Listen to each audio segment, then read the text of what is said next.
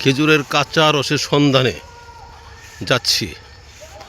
এলাকার নাম দাবুনিয়াপাড়া, সাবানিয়াপাড়া এবং আরফান হাজির বাসা খুঁজতে যাচ্ছি।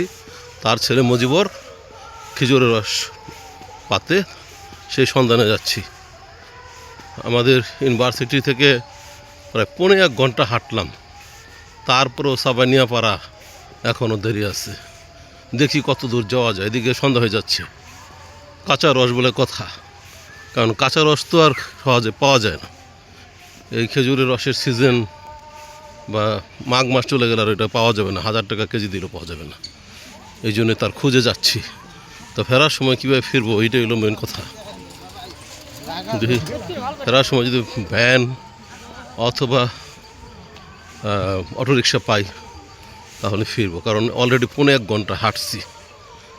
আর কতক্ষণ হাঁটা লাগে আমি জানি না, এবং নির্জন। সন্ধ্যার পরে খুবই ভয়াবহ অবস্থা হবে এই এলাকাটার। আমি সেটাই চিন্তা করতেছি কীভাবে যাই। সন্ধ্যার পরে শিয়ালও অ্যাটাক করতে পারে এদিক দিয়ে হাঁটলে, সেটাই হলো সবচেয়ে চিন্তার বিষয়।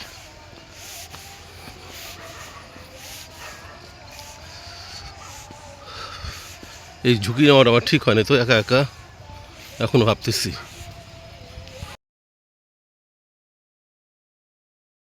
প্রচুর খেজুর গাছ আছে।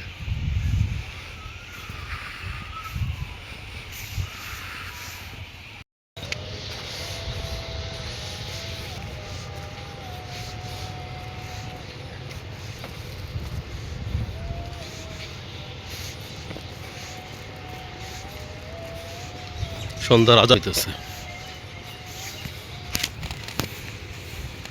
দুঃসাহসিক অভিযান।